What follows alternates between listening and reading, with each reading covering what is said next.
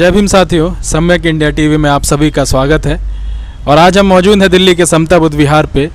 एक महत्वपूर्ण विषय है हमारे पास कि सदगुरु कबीर साहिब के जीवन से जुड़ी बहुत सारी भ्रांतियां इस समाज में फैली हुई हैं कि उनका जन्म कैसे हुआ, कहाँ हुआ, और इस पे आज हम विचार लेंगे रंजीत साहिब कबीर पंथी साधु साहब का। इन्होंने 100 से ज़्यादा किताबें लिखी हैं, प्रसिद्ध साहित्यकार हैं। तो हम स्वागत करते हैं सम्यक इंडिया टीवी में कि आप कबीर साहिब के जीवन पे अपने विचार दीजिए। स्वागत है सम्यक इंडिया टीवी में। सर्वप्रथम मैं तथागत बुद्ध साहब को नमन करता हूँ। जय भीम, नमो बुद्धस। सभी साथियों, मान्यवर हेमंत कुमार जी, ये जितनी पुस्तकों के बारे में आपने कहा है, ये सब प्रेरणा मुझे मान्यवर बौद्धाचार्य शांति स्वरूप जी बौद्ध, पश्चिमपुरी, नई दिल्ली से प्राप्त हुई है। सबसे पहले तो मैं उनका शुक्रिया अदा करना चाहूँगा। रही बात सदगुरु कबीर साहब के जीवन के बारे में, बहुत भ्रांतियाँ हैं। मैंने इस विषय में कबीर जीवनी में स्पष्ट कर दिया है। अभी इलाहाबाद में एक प्रोग्राम हुआ था, वहाँ विद्वानों की गोष्ठी हुई थी, बड़े बड़े प्रोफेसर आए कॉलेज के, यूनिवर्सिटी के, और उन्होंने जो बातें कही मुझे इतनी अखरी, तो मैंने वहाँ पर स्पष्ट रूप से कहा। उन्होंने कहा कि कबीर साहब का जन्म एक विधवा ब्राह्मणी के गर्भ से हुआ। कोई विद्वान बोला कि उनका जन्म तो एक कुंवारी ब्राह्मणी के गर्भ से हुआ। कोई कहता कि अष्टानंद के हथेली पर एक फोड़ा हुआ, उस फोड़े में से कबीर साहब प्रकट हो गए। कोई विद्वान बोल रहा है कि, तथाकथित विद्वान कहूँगा मैं तो उन्हें, कोई विद्वान कह रहा है कि आकाश से नूर का गोला धरती पे उतरा और उस धरती के गोले वहाँ पे कबीर साहब प्रकट हो गए। अरे कबीर साहब का बीजक इन लोग यदि पढ़े हुए होते तो उन्होंने स्पष्ट रूप से लिखा। प्रथम रमेनी, उनकी 84 रमेनियाँ है, बीजक उनका सदग्रंथ है, उसमें स्पष्ट रूप से लिखा है कि तैया हम तुम एके लोहू, तैया हम तुम एके लोहू, एके प्राण व्यापे मोहू, एके जनी जना संसारा, कौन ज्ञानते भयो निनारा। तैया हम तुम एके लोहू, अरे तुम्हारे और मेरे भीतर एक प्रकार का लहू बहता है। तैया हम तुम एके लोहू, एके प्राण व्यापे मोहू, सबके भीतर एक शरीर का प्राण है। और एक जनी जना संसारा, और जिस प्रकार सारी दुनिया के बच्चों को माता ने पैदा किया, ठीक उसी प्रकार से मेरा भी जन्म किसी माता के गर्भ से हुआ है।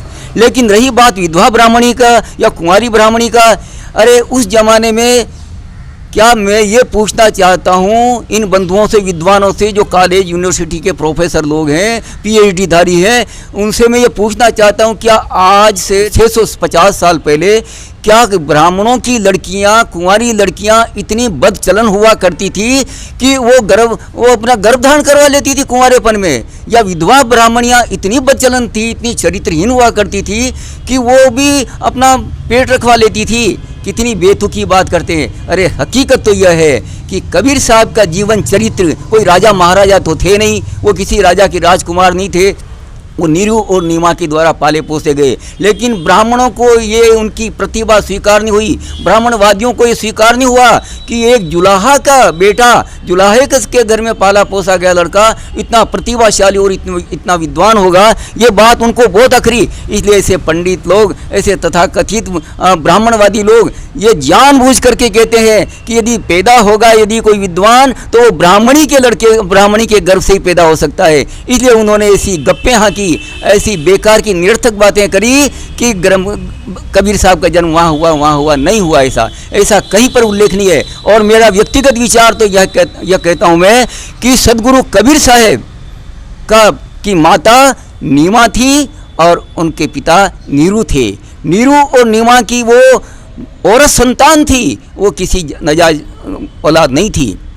पहली बात तो ये। दूसरी बात ये है कि सदगुरु कबीर साहब के बारे में ये कहते हैं कि वो जो अनपढ़ थे, उनके पत्नी थी, उनके बाल बच्चे थे, ये सब बकवास है।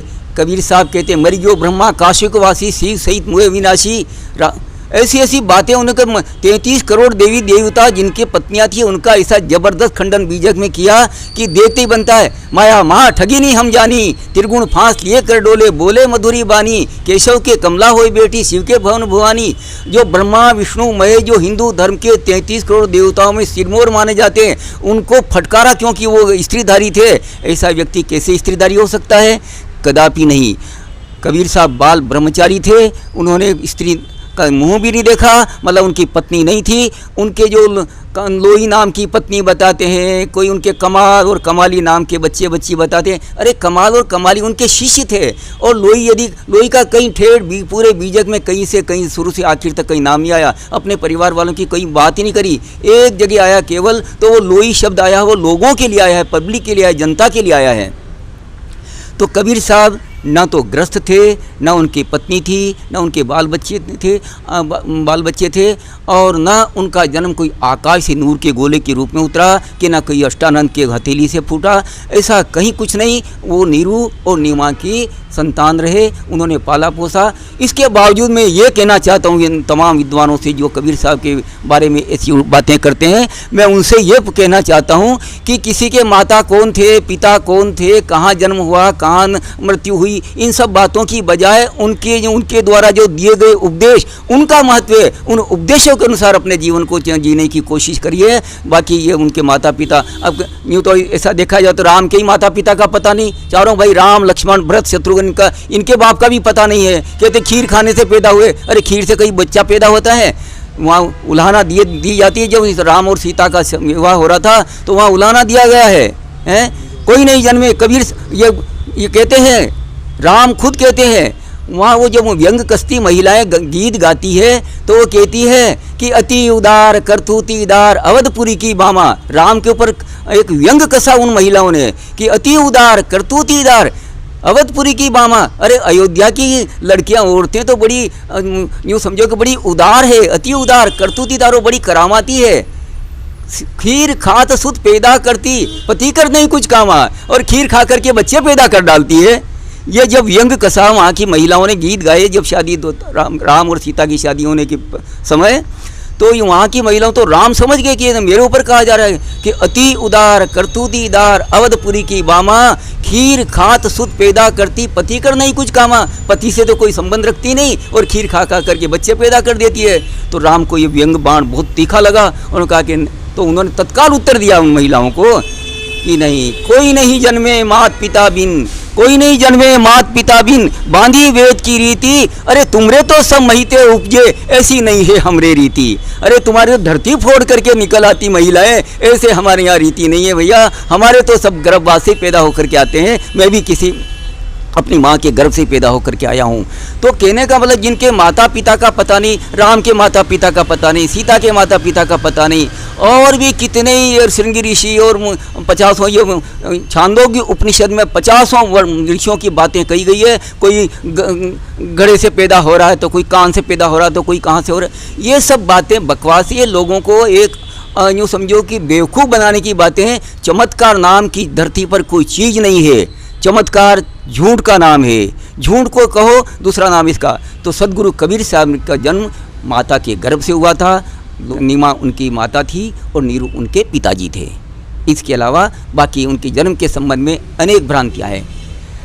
बात चल रही है कबीर साहब के जीवन चरित्र संबंधी। तो यदि आपको इस बारे में और भी विस्तार से, बंधुओं सज्जनों, आपको और भी इसके बारे में विस्तार से यदि जानना है तो मेरे द्वारा कबीर जीवनी लिखी गई है 2 प्रकार की। सचित्र कबीर जीवनी जो हमारे मान्यवर शांति स्वरूप जी बौद्ध सम्यक प्रकाशन, जो आज देश नहीं दुनिया में मशहूर है, वहाँ से प्रकाशित हो चुकी है, जिनका नाम है कबीर जीवनी, और दूसरा नाम है सचित्र कबीर जीवनी। आप इन दोनों को देख करके विस्तार से जान सकते हैं कि कबीर साहब के कौन माता थे, कौन पिता थे, उनके जीवन के बारे में अनेक प्रकार की भ्रांतियाँ, उनका निराकरण किया गया है। साहब जी, जो कबीर साहब थे उनके अंधविश्वास पे बहुत सारे दोहे हैं, कृपया उनके बारे में थोड़ा प्रकाश डालिए। कबीर साहब ने अंधविश्वासों पर जितना प्रहार किया, मैं सोचता हूँ कि इतना प्रहार तीखे शब्दों में कोई नहीं कर पाया। ये बात जरूर है कि हमारे तथागत भगवान बुद्ध ने भी प्रहार किया, लेकिन उनकी वाणी में मिठास रही, उदारता रही। लेकिन कबीर साहब तो यूँ लकूटा तान करके खड़े होकर के कहते थे, मरी गो ब्रह्मा काशी को वासी, शिव सहित मुई अविनाशी, मथुरा को मर गयो कृष्ण ग्वारा, मरी मरी गए दसों अवतारा, मरी मरी गए भक्ति जिनठानी, निर्गुण में सिरगुण जिनानी, नाथ मचंदर बचे नहीं, गोरख दत्त और व्यास, कहे कबीर पुकारी के सब परे काल की फांस। कबीर साहब का और भगवान बुद्ध के कहने की शैली में थोड़ा यही अंतर है, और वही अंतर है कि ये जरा लकूटा तान करके जोर जोर से मतलब यूँ समझो कि ये बोलते थे। तो कबीर साहब ने अंधविश्वासों का जितना तीखा तल्ख भाषा में पर्दाफाश किया। कबीर साहब के बारे में यहाँ तक कहा जाता है कि सबसे ज़्यादा यदि उन्होंने प्रहार किया और धरती पर सबसे ज़्यादा यदि कोई अंधविश्वास नाम की चीज़ है, लोगों को सुनकर के बड़ा आश्चर्य का सज्जनों, लेकिन यदि सबसे बड़ा अंधविश्वास इस पूरे जगत में है तो वो है ईश्वर का अंधविश्वास है। क्योंकि तमाम ईश्वर के यहाँ ही से ये मूल तना है और तमाम जितने अंधविश्वास की शाखाएं यहीं से फैली हुई है। उन्होंने इसका प्रहार किया है। रामुरा संशय गांठ न छूटे, अरे राम का भगवान का तुमसे गांठ, तुम्हारी जो गांठ लगी नहीं छूट पा रही है। रामुरा संशय गांठ न छूटे, ताते पकड़ी पकड़ी यम लूटे। यम कोई आकाश में या पाताल की यम नहीं है। यम ये जो लोग ढोंग पाखंड और दाढ़ियाँ बढ़ा करके, जटाएँ बढ़ा करके, कोई मुंडन करा के इनको ढोंगी कहा है, यही लोग लूट रहे हैं। रामुरा संशय गांठ न छूटे, ताते पकड़ी पकड़ी यम लूटे। रामुरा माने राम का, राम अर्थात ईश्वर का, भगवान का, परमात्मा का, ब्रह्मा का, जो भी कहो, इनका संशय तुम्हारी गांठ से छूट नहीं रहा है। इतना बड़ा प्रहार कैसे और कुछ नहीं किया। रामुरा संशय गांठ न छूटे, ताते पकड़ी पकड़ी यम लूटे। होए कुलीन मिस्कीन कहवे, अरे तुम अपने आप को कहते मैं बड़ा कुलीन, बड़ा ऊंचे कुल का हूँ, और मैं कहता कि मैं मिस्कीन में फकीर भी हूँ। होए कुलीन मिस्कीन कहवे, तू योगी सन्यासी, तू कहता मैं बड़ा योगी हूँ, लेकिन ईश्वर का अंधविश्वास तो तेरे से दूर हुआ नहीं, तू योगी सन्यासी। रामुरा संशय गांठ न छूटे, ताते पकड़ पकड़ यम लूटे। होय कुलीन मिस्कीन कहवे, तू योगी सन्यासी। ज्ञानी गुणी सूर कविदाता, ई मति किनो न नासी। कितनी जोरदार फटकार। ज्ञानी, तुम ज्ञानी बन रहे हो, गुणी बन रहे हो, गुणवान बन रहे हो। ज्ञानी गुणी, तुम सूरवीर बन रहे हो। ज्ञानी गुणी सूर कवि, तुम कहते हो मैं बड़ा भारी कवि हूँ। ज्ञानी गुणी सूर कविदाता, और तुम कहते हो मैं बड़ा दानवीर हूँ। अरे तुम सब कुछ हो, लेकिन तुमसे ईश्वर का अंधविश्वास तो छूटा नहीं। तुम ईश्वर को तो मानते हो, परमात्मा को मानते हो, तो तुम्हारी ये तमाम विशेषताएं दो कोड़ी की नहीं मेरे निगाह में। रामुरा एक और जगह कहते हैं, एक जगह पद में उन्होंने कितनी फटकार की, आप सुनिए उसको ध्यान से। झूठे जनी पतियाव हूँ, सुनो सन सुजाना। झूठे जनी पतियाव हूँ, सुनो सन सुजाना। तेरे घट में ही ठगपूर है, मत खौआ पाना। घट के भीतर माने तेरे घट में, तेरे हृदय में तो ईश्वर को माना गया है। ईश्वर को मानते हो तुम। तेरे घट में ही ठगपूर है, मत खौआ पाना। झूठे की मंडान है धरती आसमाना। इस धरती से लेकर के आकाश तक दो प्रकार के जाल है, एक होता है खानी जाल, एक हो वाणी जाल। कबीर साहब ने दोनों जालों के बारे में जबरदस्त यूँ समझो कि इन पर प्रहार किए हैं। वो कहते हैं, झूठे जनी पतियावो सुनो सन सुजाना। तेरे घट भी भीतर है, मत खो अपाना। झूठे की मंडाने धरती आसमाना। दसों दिशा वाकी फंद है, जीव घेरे आना। काहू के वचन फुरे, काहू करामाती। मान बड़ाई ले राखी, हिंदू तुरक जाति। बात ब्योते आसमान की, अरे आकाश को नाप रहे, बात ब्योते आसमान की। मुद्दते निरानी, बहुत खुदी दिल लागते। बूढ़े बिन पानी, कहे कबीर कासो कहूँ, सकलो जगंधा। कबीर साहब की वाणी सुनिएगा। कबीर साहब कहते, कहें कबीर कासो कहूँ, सकलो जगंदा। अरे सांचे से भागा फिरे और झूठे का बंदा। जो सच्ची बात कहता है कि ईश्वर नहीं है, नहीं है, नहीं है, उस बात को मान रहे हैं। तो सबसे बड़ा प्रहार तो कबीर साहब ने इस ईश्वरवाद के अंधविश्वास पे किया। दूसरा, 33 करोड़ देवता, 33 कोटि देवता। इन देवताओं की तो यूँ समझो कि कबीर साहब ने ऐसी बखिया उधेड़ के रखी कि कुछ पूछो मत, उनका बीजक पूरा भरा हुआ है। यहाँ तक कि आगे जाकर के उनको चैन नहीं पड़ी। पूरे बीजक में, साखी में, शब्द में, रमेनी में, चाचर में, बेली में, ब्रहुली में, इन 10 प्रकरणों में उन्होंने कहा। इसके बाद भी फिर उनसे रहा नहीं गया, तो उन्होंने ये 33 कोटि देवता माने गए हैं। और इन सब का खंडन इन्होंने फिर विप्रमति से लिख करके किया है। आप उसको पढ़ें सज्जनों, तो आपको पता लगेगा कि ना उन्होंने ईश्वरवाद को माना, ना उन्होंने देवीवाद को। उन्होंने ये जितने मंदिर हैं, जितने भी तीर्थ हैं, इन सब तीर्थों की तो उन्होंने इतना जबरदस्त खंडन किया।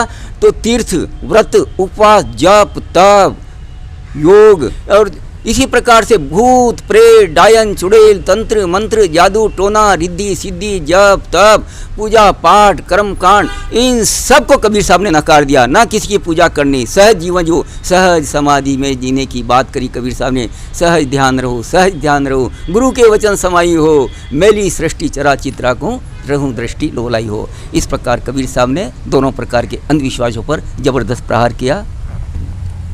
साहब जी, एक श्राद्ध से जुड़ी भी घटना है कि श्राद्ध पे भी कबीर साहब ने बहुत कुछ बताया है, तो उस पे भी एक घटना पे प्रकाश डालिए। इसके बारे में भी बहुत विचार व्यक्त किए गए कबीर साहब के द्वारा, लेकिन मैं उनको 2-4 लाइन सुना देता हूँ। कबीर साहब के वाणी के आधार पर कहा जाता है कि जियत बाप से जंगम जंगा, जियत बाप से जंगम जंगा और मुए बाप को भेजे गंगा। जियत बाप से जंगम जंगा, जीते बाप को तो धक्का मुक्की करते हैं। जियत बाप से जंगम जंगा और मुए बाप को भेजे गंगा। अरे जियत बाप से पूछने बाता, जियत बाप से पूछने बाता। बेचारा पड़ा हुआ है खटिया पर, टूटी खटिया पे पड़ा है, ओढ़ने बिछोने का ठीक से इंतजाम नहीं है, फटे पुराने कपड़े पहने हुए, तो जियत बाप से जंगम जंगा, उसको कुस्तम पर। मेरे को एक घटना याद आ गई, बता दूं इस विषय में। बात यह है कि मेरा एक स्टूडेंट था, तो वो मेरे को अपने गांव ले गया। तो एक बूढ़ा मेरे से भी बहुत ज़्यादा 80-90 साल का होगा, वो बेचारा वो चिल्ला रहा। तो फिर हमारे उधर की, मैं मध्य प्रदेश से बिलोंग करता हूँ, तो वो कह रहा है कि अरे छोरो, वो जन क्या क्या चिल्ला रहा था। मैंने उस लड़के से कहा, मैं कि ये क्या बोल रहा है। अरे कि साहब चलो, यहाँ तो ऐसे चलते रहते। मैं क्यों, आखिर हुआ क्या। कैसा यह बुढ़ा कह रहा है कि यहाँ बहुएँ निकलती है और मेरे फटी धोती है, और मैं फटी धोती से मेरी इज्जत आबरू बाहर दिखाई देती है, तो ये बहुएँ देखती तो मुझे अच्छा नहीं लगता, ऐसा कह रहा है। तो मैं कि लड़के ने क्या कहा, उसने ये कहा, आप सुन के आश्चर्यचकित हो गए। उस लड़के ने कहा कि आपका तो श्राद्ध करने की तैयारी चल रही है, अभी तेल में कढ़ा गर्म हो रहा है, वो तेल गर्म होगा, उसमें मालपुए बनेंगे, ऐसा कह रहा है। धोती नई धोती लाके क्या करोगे, क्या पहन के, उसका क्या फ़ायदा। ये बात है। तो कबीर साहब कहते हैं कि जियत बाप से जंगम जंगा और मुए बाप को भेजे गंगा। जियत बाप से पूछने बाता और मुए बाप को दाल और भाता। क्या आप मरने के पश्चात क्या कौवा बन जाता है जो उसको खिलाते हैं। अरे भैया, ये सी कबीर साहब ने बहुत कही। इसलिए श्राद्ध करना बिल्कुल कबीर साहब ने साफ मना कर दिया अपने पूरे बीजक में। जो समझो कि आप तो, मैं सज्जनों आप सभी से निवेदन करता हूँ कि बीजक उनकी मौलिक कृति है, उनका मौलिक ग्रंथ है। उसके बारे में आप अध्ययन जितना ज़्यादा करेंगे, कबीर साहब के बारे में अधिक से अधिक जानकारी आपको प्राप्त हो सकेगी। मैं मान्यवर हेमंत कुमार जी के साथ साथ हमारे मान्यवर बोधाचार्य जी, शांति स्वरूप जी बौद्ध को मैं बहुत शुक्रिया अदा करता हूँ कि आज इनकी वजह से मैं इस मुकाम पे हूँ। यदि आप न हुए होते तो ये नहीं होता। मैं सबको जय भीम नमो बुद्धस कह करके अपनी वाणी को विराम देता हूँ। धन्यवाद। जय भीम नमो बुद्धस। बहुत बहुत साधुवाद आदरणीय जी का। अगर इस वीडियो की जानकारी आपको ज्ञानवर्धक लगती है, वीडियो अच्छी लगती है, तो ज़्यादा से ज़्यादा लोगों के साथ इसे शेयर कीजिए। चैनल पे अगर नए हैं तो चैनल को सब्सक्राइब कीजिए, लाइक कीजिए, कमेंट्स कीजिए। जय भीम।